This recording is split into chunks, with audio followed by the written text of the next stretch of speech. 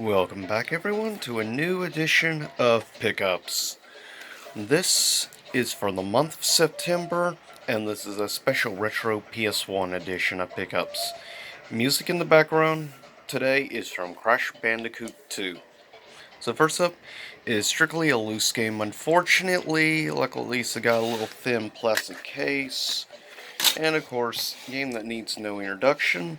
This is Beast Wars Transformers game based off of course, the Beast Wars TV series that was on Fox Kids for 3 seasons. Now, unfortunately, this game is not a great game, which is one of the reasons you can find this relatively cheap.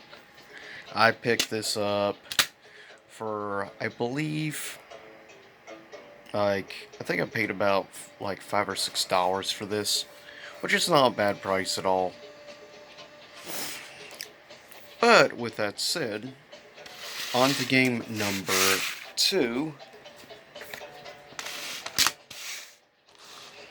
is a special Atari 2600 collection. It's a collection of Activision classic games. For the Atari 2600 total, it includes 30 classic Atari games. Of course, you have many classics that were done by Activision in this collection, like Pitfall being one of the big ones, obviously.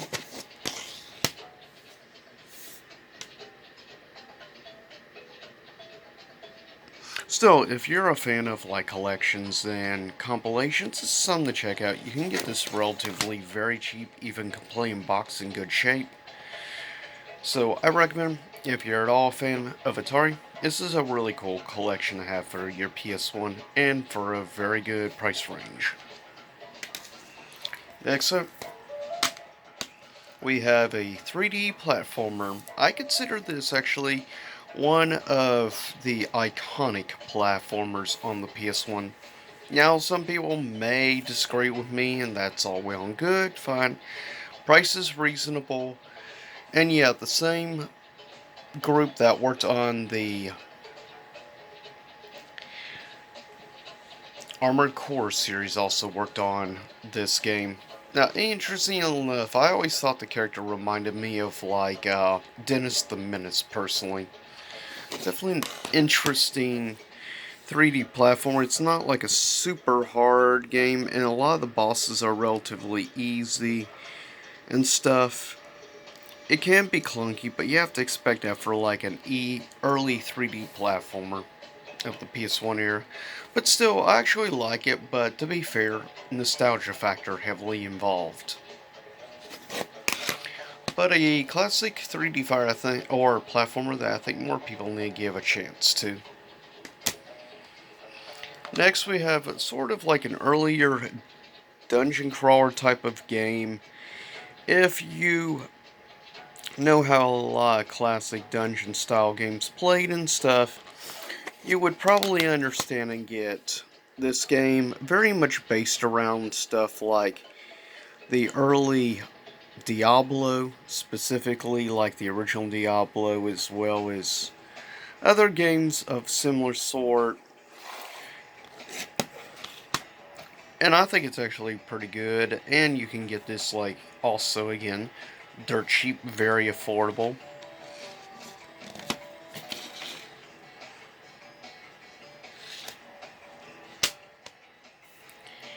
And a game I have not played in years, so it is nice to have the opportunity to try it again.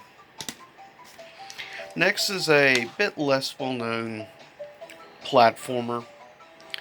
It's more of really a 2.5D platformer. As you see, it's was developed and done by Crystal Dynamics and Eidos Interactive.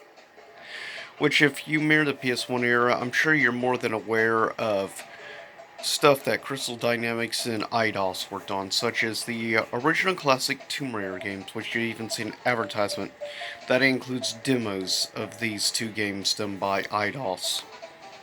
It is an interesting, somewhat clunky game, but still is very interesting for its time. It's definitely very different.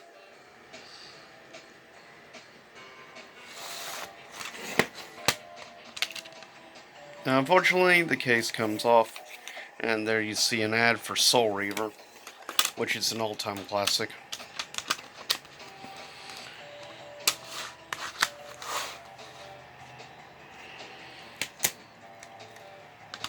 Next, we have a all-time classic, one of my personal favorite arcade shooters of all time, and that being, of course, Area 51, which also got a release on the Sega Saturn as well.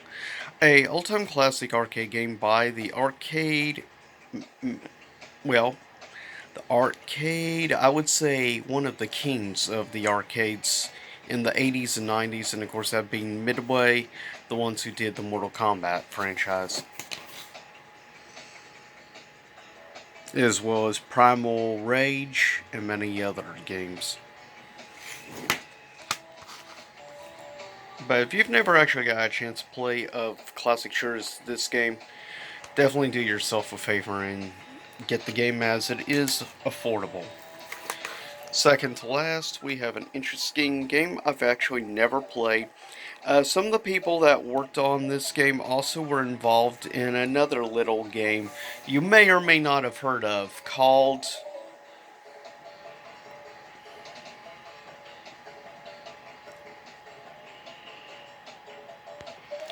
Criticom.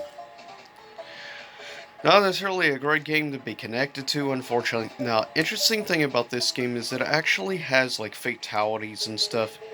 The story is somewhat interesting, and yeah, as you see, this copy is actually still factory seal complete. If you're at all wondering, I paid like $15 for this brand new factory sealed, which should say it's not exactly a well-known or in-demand fighting game from this time period, that's for sure. Now, most of the fatalities are very bland, nothing really special about it. Still, I do like some of the character designs and stuff. On the cover, you have basically the main boss of the game. And last, one to say for least, another fighting game, but actually this time in a long box. And that is Battle Arena Toshinden 2.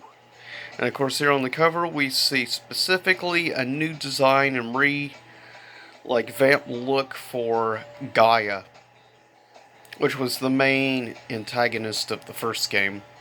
And of course, we mirror her too, also from the first game.